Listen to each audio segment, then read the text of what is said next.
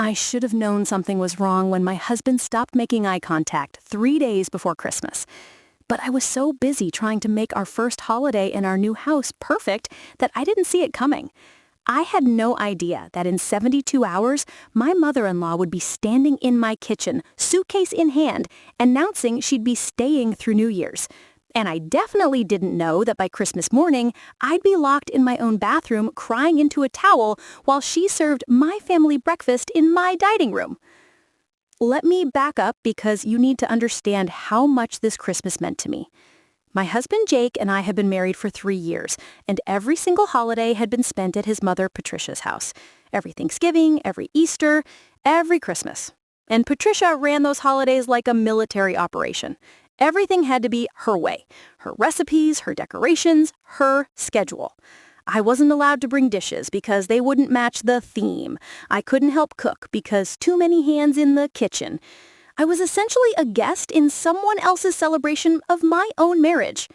This year was supposed to be different. We'd finally bought our first house in September, a beautiful 3-bedroom Craftsman about 2 hours away from Patricia. Far enough for boundaries, close enough to visit. And Jake had promised me, actually promised, that we could host Christmas this year. It was going to be small and intimate, just us, my parents, and my younger sister Emma. I'd been planning for months. I'd bought new dishes, a complete set in this gorgeous sage green. I'd found the perfect tablecloth at a boutique. I'd even taken a week off work to deep clean and decorate every inch of our house. The tree was perfect, placed right in front of the bay window where you could see it from the street. I'd hung fresh garland on the staircase. I'd tested 3 different recipes for maple glazed ham. This sounds excessive, I know, but you have to understand. I'd never gotten to host a holiday before. My parents had always gone to my aunt's house when I was growing up because our apartment was too small. Then I'd married into Patricia's domain. This was my first chance to create those memories, to start our own traditions, to show my family that I'd built something beautiful. Jake had seemed supportive. He'd helped me hang the garland, he'd taste-tested all 3 ham recipes and declared the final one perfect. He'd even driven an hour to pick up the specific type of wine my dad liked. But then, 3 days before Christmas, something shifted.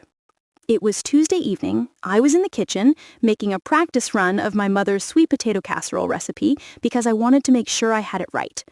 Jake came in from work, and I immediately knew something was off. He kept his coat on, he went straight to the fridge for a beer instead of kissing me hello like he usually did. And when I asked him how his day was, he said, "Fine," in this flat voice that meant it absolutely wasn't fine. "What's wrong?" I asked, wiping my hands on my apron. "Nothing, just tired." He wouldn't look at me. "Jake," I moved to stand in front of him. "What happened?" He finally met my eyes, and I saw something there that made my stomach drop. Guilt. He looked guilty. "My mom called today, Mara." I felt my shoulders tense immediately. "Okay, what did she want?" "She was asking about Christmas, about our plans." "Right. And you told her we're hosting here with my family, like we discussed." Jake took a long drink of his beer. Too long. "I told her that, yeah." And she got really upset, Mara. She started crying on the phone. She said she couldn't believe we were abandoning her on Christmas, that she'd never spent a Christmas alone, that she didn't understand why we needed to exclude her from our celebrations. I felt heat rising up my neck. "We're not excluding her. We talked about this months ago. We told her we wanted to rotate holidays, that she'd have us for New Year's and we'd see her for a long weekend in January. She said she understood." "I know, but what? She's manipulating you, Jake. This is what she does. She agrees to something and then acts like you're abandoning her when you follow through." "She's going to be alone, Mara. My dad's been gone for 5 years. Her sister is spending the holiday with her daughter's family in Colorado. She literally has no one." I turned back to my sweet potatoes, stirring more aggressively than necessary. She has friends. She has her book club and her church group. And she made her sister choose between her and Colorado, by the way.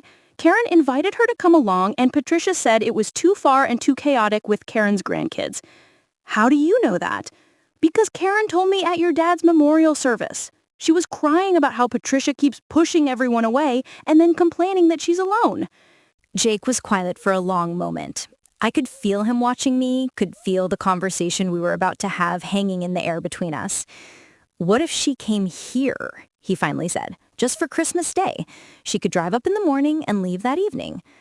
I put down my spoon very carefully. "No." "Mara, no, Jake. We've been planning this for months. I've been preparing and shopping and cooking. This is supposed to be our first Christmas in our house with my family. My parents are driving 6 hours to be here. This was supposed to be my thing." I heard my voice crack on the last word and hated myself for it. "I know, and it still is your thing. It would just be one more person who will take over everything. You know she will. She'll criticize my cooking and rearrange my table settings and make little comments about how I've decorated. She'll make it all about her, and my first Christmas hosting will become just another Patricia production." Jake set his beer down hard enough that foam sloshed over the top. "That's not fair. She's my mother. And yes, she can be controlling, but she's also lonely and sad, and I don't want her spending Christmas alone. Can't you be the bigger person here?" The bigger person? That phrase would echo in my head for the next 72 hours. I took a deep breath, trying to stay calm. "Jake, I love you, and I know you love your mom, but this is important to me. We set a boundary. We told her our plans months ago. If we give in now, every time she cries, we're going to rearrange our lives. This is our home, our marriage. We get to decide how we spend our holidays." He stared at me for a long moment, and I thought maybe I'd gotten through to him. Then he said, "Fine, I'll call her back and tell her she can't come." But the way he said it, like I was the villain forcing him to hurt his mother, made my stomach turn. He left the kitchen and I heard him go upstairs to our bedroom. I heard the door close, and I stood there in front of my practiced sweet potatoes, suddenly not hungry at all. That should have been my first clue that this wasn't over. But I was so relieved that he'd agreed, so focused on my Christmas plans that I didn't pay attention to the warning signs. The next day, Wednesday, Jake was quiet. He kissed me goodbye before work, but it was perfunctory. Obligation rather than affection. I told myself he was just processing, that he'd get over it. I spent the day finishing my shopping. I needed to pick up the ham, get extra chairs from the rental place, buy flowers for the table arrangements. When I got home late that afternoon, arms full of groceries, Jake was already there. His car was in the driveway, which was unusual. He normally didn't get home until after 6. "Hey," I called out, nudging the door open with my hip. "Can you help me with these bags?" He appeared in the hallway, and again, something was off. He looked nervous, actually nervous. "What's wrong?" I asked, setting the bags down in the entryway. "Did something happen at work?" "No, work's fine. I came home early because I wanted to talk to you about something." My heart started pounding. "Okay, let's sit down." We went into the living room and sat on the couch facing each other. The Christmas tree lights were twinkling behind me, and I remember thinking how wrong it felt for something to be off when everything looked so perfect. "I called my mom this morning," Jake started. "Okay." "And she was really devastated, Mara, like really bad. She kept saying she understood, but I could hear her crying. She said she didn't want to be a burden and that she'd figure out something to do on Christmas, maybe volunteer at a soup kitchen or something." My jaw clenched. The soup kitchen line, really? She's really going with the martyr routine. It's not a routine. She's genuinely hurt. And I was thinking, what if we compromised? What kind of compromise? What if she came for Christmas Eve instead of Christmas Day? We could have a nice dinner with her, she could stay overnight in the guest room, and then she'd leave first thing Christmas morning before your parents arrive. That way she doesn't spend the holiday alone, but you still get your Christmas Day exactly how you want it.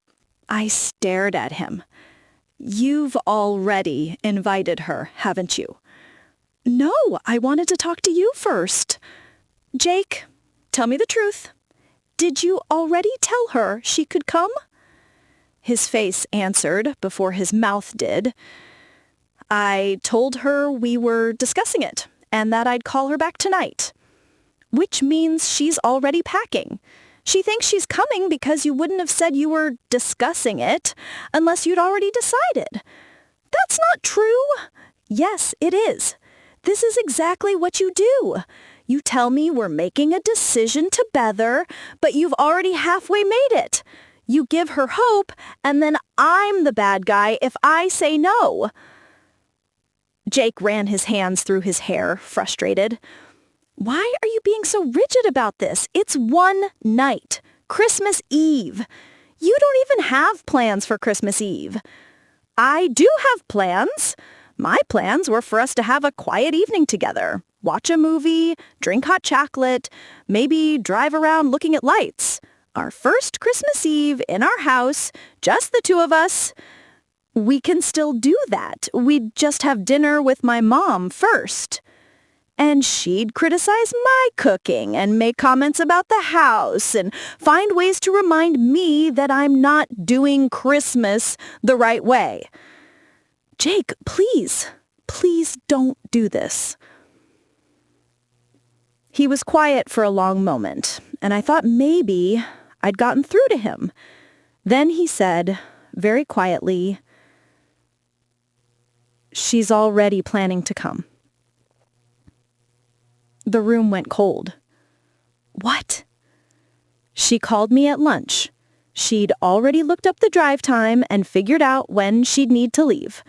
She's planning to get here around 4 on Christmas Eve. And you didn't tell her no? Mara, she's my mother. I stood up. Get out. What? Get out of this room. I need to be alone right now because if I keep talking to you, I'm going to say something I can't take back. Mara, come on. Out. He left. I heard him go back upstairs to the bedroom, and I sat there on our couch in front of our beautiful tree and felt everything I'd been planning crumble around me. But here's the thing. I didn't think she'd actually come. Even after that conversation, some part of me believed that Jake would find his spine, that he'd call her and tell her we needed this boundary, that he'd choose our marriage over his mother's manipulation. I was so wrong. Christmas Eve arrived. My parents and Emma were coming on Christmas Day, so it was just Jake and me. The tension between us had been thick for the past 36 hours. We'd barely spoken beyond logistics. I'd thrown myself into final preparations, and he'd retreated into his office, catching up on emails. I'd made a beautiful dinner. Roasted chicken, garlic mashed potatoes, green beans with almonds. I'd set the table for 2. I put on a nice dress. If Patricia was coming, I'd decided I wasn't going to acknowledge it. I was going to have the evening I'd planned, and Jake could deal with the fallout. We sat down to eat at 6. The food was perfect. The candles were lit, and neither of us was speaking. "This is good," Jake finally said, gesturing at his plate. "Thanks. Mara, can we please?" That's when we heard it. A car in the driveway. I felt my whole body go rigid. "Jake, tell me that's not what I think it is." He wouldn't look at me. "I was going to tell you. When were you going to tell me your mother was showing up to my house? She called me this morning while you were in the shower. She was already on the road. She said she couldn't spend Christmas alone, and she was coming whether we liked it or not. What was I supposed to do? You were supposed to tell her to turn around. You were supposed to call me immediately. You were supposed to..." The doorbell rang. We both sat there, frozen. It rang again. "Are you going to get that?" Jake asked quietly. I stood up so fast my chair nearly tipped over. "No, this is your mess. You get it." I walked into the kitchen and stood with my back to the doorway, gripping the counter. I heard Jake open the door. I heard Patricia's voice, bright and cheerful, like she'd been invited all along. "Darling, the drive wasn't bad at all. Oh, it's chilly out there. Is Mara here? I brought that cranberry sauce recipe I know she's been wanting to try." I hadn't been wanting to try any cranberry sauce recipe. I had my own cranberry sauce in the fridge, already made. Jake murmured something I couldn't hear. Then Patricia appeared in the kitchen doorway pulling a small suitcase behind her. She was dressed like she was going to a cocktail party. Black slacks, a silk blouse, full makeup and jewelry. Her silver hair was perfectly styled. She looked at me with this expression of surprised delight, like she'd just run into me at the grocery store instead of showing up uninvited to my home. "Mara, sweetheart, oh, you look lovely. Is that a new dress? It's a bit casual for Christmas Eve, but it's nice. Oh my goodness, something smells wonderful. Are you cooking? I brought ingredients for my famous beef Wellington. I thought we could do a proper Christmas Eve feast. Where should I put my things? I assume the guest room is ready?" I just stared at her. I couldn't speak. My entire body was vibrating with rage. Jake appeared behind his mother, looking miserable. "Mom, maybe we should talk about—" "Oh, there's nothing to talk about, honey. I'm here. Let's just have a lovely evening. Now, Mara, I peeked at your dining room table on the way in, and I have some thoughts about the centerpiece. Those red flowers are lovely, but they're blocking the sight lines. People need to be able to see each other across the table. Do you have a lower vase? And those napkins, are they polyester? For Christmas Eve, we really should use linen. I have some in my suitcase. Let me just freshen up, and I'll help you reset everything before dinner." She walked right past me, suitcase rolling behind her, heading to the stairs like she owned the place. I turned to Jake. I don't know what my face looked like, but he actually took a step back. "Fix this," I said, my voice deadly quiet. "Right now. You fix this, or I'm leaving." "Mara, she's already here." "I don't care. Tell her she needs to leave. Tell her there's been a misunderstanding. Tell her whatever you want, but she is not staying in my house." "Where's she supposed to go? It's Christmas Eve. Hotels are probably booked." "That's not my problem. You created the situation. You fix it." From upstairs, we heard Patricia's voice. "Jake, the guest room bed isn't made up. Can you bring me some sheets and towels?" Jake looked at me pleadingly. "Can we please just get through tonight? Tomorrow, after she leaves, we can talk about boundaries and—" "No. Mara, no. I'm not doing this.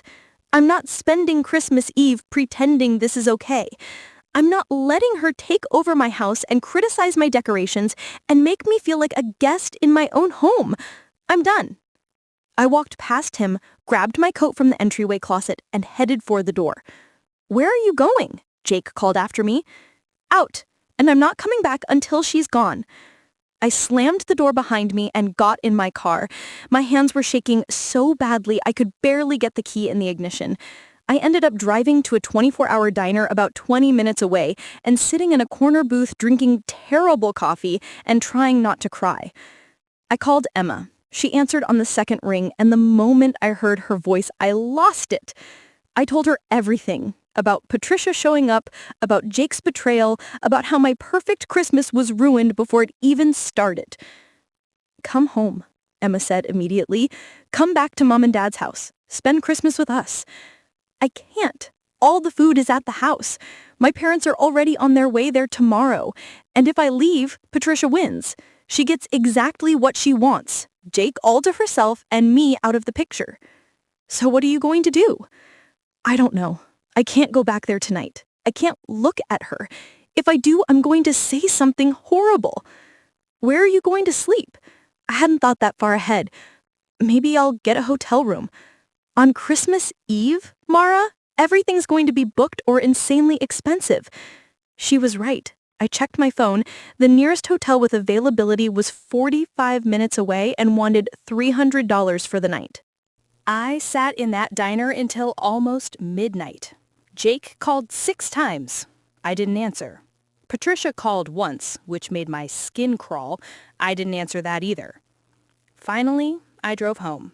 All the lights were off except the Christmas tree in the front window. I sat in my car in the driveway for 10 minutes, gathering my courage. When I finally went inside, the house was quiet. There was a note on the kitchen counter in Jake's handwriting. "Mara, I'm sorry. Please don't be mad. We can talk tomorrow. I love you. She's in the guest room. I'm sleeping in our room. Come to bed." I crumpled up the note and threw it away. I looked in the dining room. Sure enough, Patricia had completely redone my table. My red flowers were gone, replaced with a low arrangement of white roses I didn't recognize. My napkins had been swapped out for linen ones. My place cards had been moved. Even the candles were different. I walked upstairs as quietly as possible. The guest room door was closed. Our bedroom door was cracked open and I could see Jake asleep, still in his clothes, on top of the covers, like he'd been waiting for me. I didn't go into our room.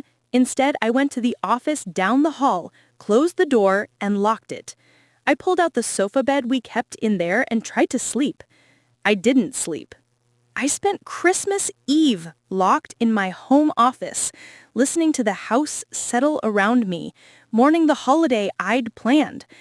And I knew, it was only going to get worse in the morning. I was right. I woke up around 6:30 to the smell of coffee. For one blissful moment, I thought maybe Jake had made breakfast as a peace offering. Then I heard Patricia's voice drifting up from the kitchen, humming Silent Night. I lay there on the uncomfortable pull-out couch, staring at the ceiling, trying to summon the energy to face what was coming. My parents and Emma would be here in about 3 hours. The ham needed to go in the oven by 8 if we were going to eat at noon. I needed to make the sweet potato casserole, set the table, prepare all the side dishes I'd spent weeks planning. And Patricia was in my kitchen. I got up, washed my face in the whole bathroom, and pulled on a hoodie over the dress I'd slept in. When I came downstairs, Jake was at the kitchen table with a cup of coffee, looking exhausted. Patricia was at the stove cooking something in my favorite skillet. "Good morning," she sang out when she saw me. "Merry Christmas. I hope you don't mind. I'm making my special Christmas morning French toast. It's a family tradition. Jake's father always loved it. Where do you keep your vanilla extract? The one in your pantry is imitation. We'll need real vanilla for this." I looked at Jake. He couldn't meet my eyes. "Mom," he said quietly, "maybe Mara had breakfast plans." "Oh, this won't interfere with anything. This is just a little something to start the morning. You know how important Christmas breakfast is. It sets the tone for the whole day." I walked over to the coffee pot and poured myself a cup, my hand surprisingly steady. "Patricia," I said, "I need to start cooking for dinner. My family will be here at 9:30. "Oh, there's plenty of time. My French toast only takes 30 minutes. And I was thinking, since I'm here anyway, maybe I could help with dinner. I brought my special herb rub for the ham, the one I'd been making for 20 years. It's so much better than plain maple glaze." Something inside me snapped. "Get out." Patricia turned from the stove looking shocked. "I'm sorry?" I said, "Get out. Out of my kitchen, out of my house. Pack your things and leave." "Mara!" Jake stood up so fast his chair scraped loudly across the floor. "What are you—" "No! I'm done. I've been patient. I've tried to be understanding. But this is my home. This is my kitchen, and this is my Christmas. You weren't invited, Patricia. You showed up anyway. You redid my table, you took over my kitchen, and now you're trying to change my menu. Get out." Patricia's face went through several expressions: shock, hurt, and then something harder: anger. "Well," she said, setting down her spatula with a sharp click, "I certainly didn't realize I was such an imposition. I was only trying to help. This is what family does, Mara. We support each other. We spend holidays together. I raised Jake to value family, and I'm sorry if you don't understand that." "Don't," I said, my voice shaking now. "Don't you dare make this about family values. This is about boundaries. This is about you refusing to accept that your son is married and has his own family now. This is about you manipulating him every time you don't get your way." "Mara, that's enough," Jake said, but his voice lacked conviction. "No, it's not enough. It's not nearly enough. Your mother has been controlling our holidays for 3 years, every single one. And the one time I asked to start our own tradition in our own home, she shows up uninvited and takes over. And you let her, Jake. You not only let her, you lied to me about it."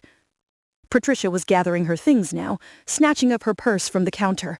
Her face was red. "I don't have to listen to this. Jake, are you going to let her speak to me this way?" And here it was. The moment I'd known was coming. Jake had to choose. He stood there between us, and I watched the war play out on his face. His mother crying and offended, his wife finally standing her ground. "Mom, I think maybe you should go." Patricia gasped, like he'd slapped her. "What?" "Mara's right. We should have been clearer about boundaries. This is their first Christmas hosting, and I shouldn't have let you come without talking to Mara first." "Let me come? Let me? I'm your mother, Jake. I don't need permission to see my son on Christmas." "Actually," I said, surprised by how calm my voice sounded, "you do. This is our house, our marriage, and yes, you need to be invited." Patricia looked between us, and I saw the exact moment she realized she wasn't going to win this one. Her expression hardened into something cold and calculated. "Fine," she said. "I'll leave. I'll go home and spend Christmas alone, and when you're both ready to apologize for this treatment, you know where to find me. But don't expect me to forget this, Mara. Don't expect me to forgive how you've turned my son against me. I haven't turned anyone against anyone. I've just asked for basic respect in my own home." Patricia grabbed her coat from where she'd hung it by the door. "Jake, will you at least help me carry my suitcase to the car?" Jake looked at me. I nodded. He followed his mother upstairs. I stood in the kitchen, surrounded by the evidence of her attempted takeover, her French toast ingredients on the counter, her roses on my dining room table, her influence everywhere, and I started putting things back the way they were supposed to be. By the time Jake came back downstairs 20 minutes later, Patricia was gone. I had thrown out the French toast batter, returned my red flowers to the table, and was pulling out ingredients for my ham. Jake stood in the doorway, watching me. "Are you okay?"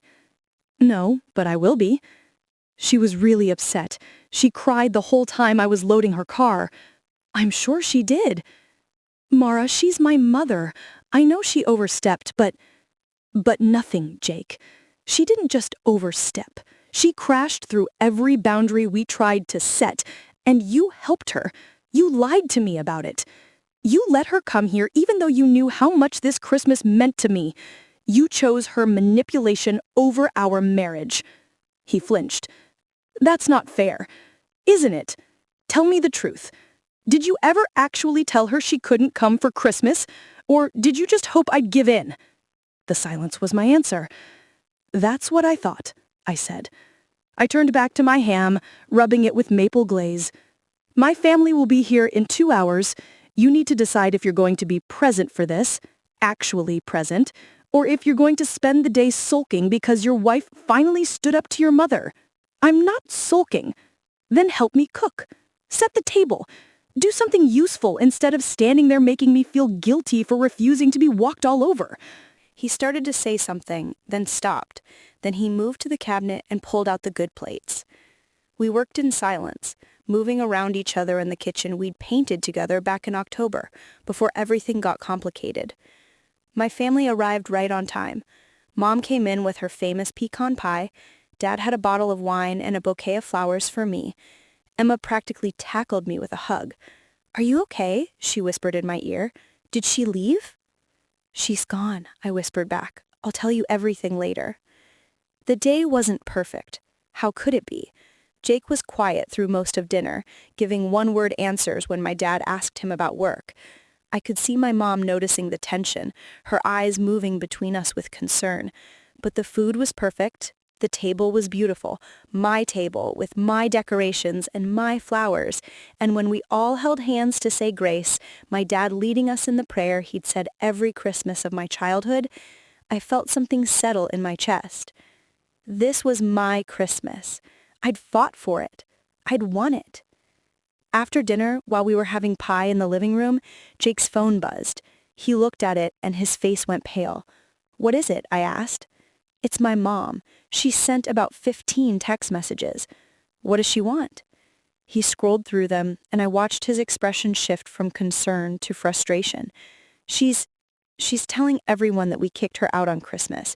She's texted my Aunt Karen, her church friends, even our neighbor Mrs. Henderson. She's saying you were cruel to her and that I stood by and let it happen. I felt my face get hot. My family was trying to pretend they weren't listening, but the room had gone quiet. "Let me see," I said. Jake handed me his phone. The messages were exactly what I expected. Patricia playing the victim, painting herself as the abandoned mother who only wanted to spend Christmas with her son, making me out to be the controlling wife who had poisoned Jake against his own mother, saying she didn't know how she'd survive the holidays alone. Except she wasn't alone. In one of the messages to Karen, she had mentioned that she was having dinner with her friend Diane and Diane's family. "She's not even alone," I said, showing Jake. "Look, she's with Diane. She probably called Diane after she left here." "Jake, she made plans with Diane. Look at the timestamp on this message. She texted Diane yesterday. She had a backup plan the whole time. She was never going to be alone on Christmas. She just wanted to guilt us, into letting her take over our holiday."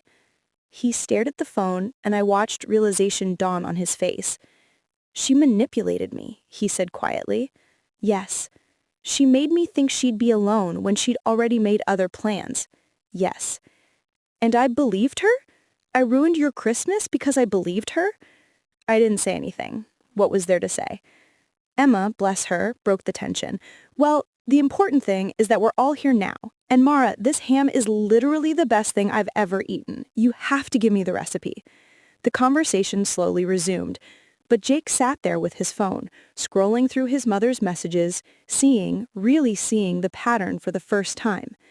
That night, after my family had left, Jake and I finally talked, really talked. We sat in the living room with the tree lights on, the remnants of the day around us, dishes still in the sink, wrapping paper in the trash, the house quiet. "I'm sorry," Jake said. "I'm so sorry." "I know. No, I need to say this. I've been making excuses for her for years, telling myself she's just lonely, she just misses my dad, she just wants to be involved. But you're right, she's manipulative, and I've been letting her manipulate me because it's easier than standing up to her." "Why is it so hard for you to tell her no?" He was quiet for a long time. "My dad used to handle her. When he was alive, he'd be the one to set boundaries, to tell her when she was overstepping. And after he died, I felt like I had to take care of her, like I owed it to him to make sure she wasn't alone." "You can take care of her without letting her control your life. I know that now. God, Mara, when I saw those messages today, when I realized she'd been lying about being alone, I felt like such an idiot. You're not an idiot. You're a good son. But you're also a husband. And sometimes those roles are going to conflict. When they do, you need to choose us. Choose our marriage. I will. I promise I will." We made a plan that night. Jake would call his mother after Christmas and set clear boundaries. We would alternate holidays going forward, one with my family, one with his. Patricia would be invited for specific events with specific start and end times. No more open-ended visits. No more surprise arrivals. And if she violated these boundaries, there would be consequences. Jake called her the day after Christmas. I don't know everything he said. He took the call in his office with the door closed, but it lasted over an hour. And when he came out, he looked drained but lighter somehow. "How'd it go?" I asked. She cried. She said I was choosing you over her, that she didn't understand why I was being so cruel, that she'd already lost my father and now she was losing me. And what did you say? I told her she wasn't losing me, but that I have a wife now and a marriage and our own life, and that she needed to respect that or she wouldn't be welcome in our home at all. How did she respond? She hung up on me. For a moment, we just stood there. Then Jake started laughing. It was a slightly hysterical laugh, but genuine. "She hung up on me," he repeated. "My mother actually hung up on me." "Is that a first?" "Yeah. Usually I'm the one who has to end the call because she'll talk forever." "So what happens now?" "Now we wait. She'll either respect the boundaries or she won't. But either way, we're not backing down." It's been almost a year since that Christmas. Patricia didn't speak to Jake for 3 months afterward. She sent him an email in February saying she was respecting his wishes for space and hoped he'd reach out when he was ready. It was a masterclass in passive aggression.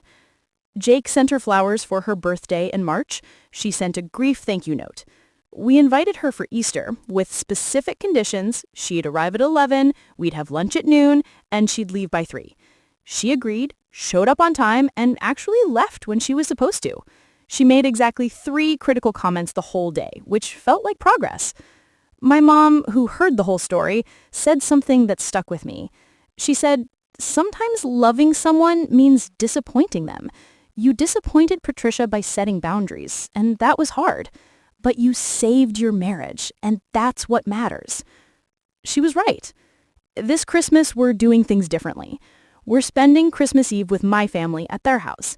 Christmas Day will be just Jake and me in our home, starting the traditions we should have started last year. And the day after Christmas, we'll drive to see Patricia for a few hours. When I tell people this story, they usually want to know if Patricia has changed. The honest answer is not really.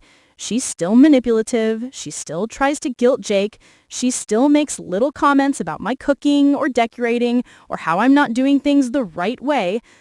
But Jake has changed. He hears the manipulation now. He shuts it down, and he chooses us every single time. Last week, we were at Patricia's house for Sunday dinner. She brought up this cruise she wants to take next November, over Thanksgiving. She suggested we all go together, that it would be so nice to start a new tradition. Jake didn't even hesitate. "Mom, we're hosting Thanksgiving at our place next year. You're welcome to come for dinner, but we're not going on a cruise."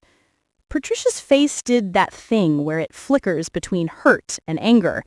"But I've already looked into booking." "Then you should enjoy your cruise. Send us pictures. But our plans are set." She tried to argue. Jake didn't engage. We left shortly after, and in the car, I reached over and squeezed his hand. "I'm proud of you," I said. "It gets easier every time," he said, standing up to her. "It doesn't feel good, exactly, but it feels necessary." That's the thing about boundaries. They're not comfortable. They're not always kind in the moment, but they're essential. That Christmas, the one Patricia tried to ruin, taught me something important. It taught me that I'm allowed to want things for myself. I'm allowed to have expectations for my own life and my own home. I'm allowed to say no, even to family, especially to family, when they're asking for too much. And it taught Jake that being a good son doesn't mean being an obedient son. It means being honest. It means setting limits. It means recognizing manipulation and refusing to participate in it. Our marriage is stronger now than it was before that terrible Christmas Eve. Not despite the conflict, but because of it. We learned how to fight for each other. We learned how to be a team. This year, when I make my maple glazed ham and my sage green dishes on my table with my red flowers, it won't be perfect. Jake will probably burn the rolls because he always forgets to set a timer. I'll probably stress out about something small and silly. We'll probably bicker about whether the tree lights are twinkling fast enough. But it will be ours, our imperfect, beautiful, boundaried Christmas. And Patricia won't be there to ruin it. Not because we don't love her, but because we love each other more. And because we finally learned that you can't build a life together if you're always letting other people demolish your foundation. So, if you're listening to this and you're in a similar situation, whether it's a mother-in-law or a father-in-law or a sister or a friend who keeps crossing lines, I want you to know something. You're allowed to set boundaries. You're allowed to say no. You're allowed to prioritize your marriage, your home, your peace. And yes, people will be upset. They'll cry. They'll guilt you. They'll tell you you're selfish or cruel or breaking up the family. Let them, because the people who truly love you will respect your boundaries, even if they don't like them. And the people who only love you when you're doing what they want, those people are teaching you exactly who they are. Believe them. That's the real gift Patricia gave me that Christmas. Not the Christmas she tried to ruin, but the clarity that came from it. The strength I found when I finally said, enough. I hope you find yours too. Merry Christmas.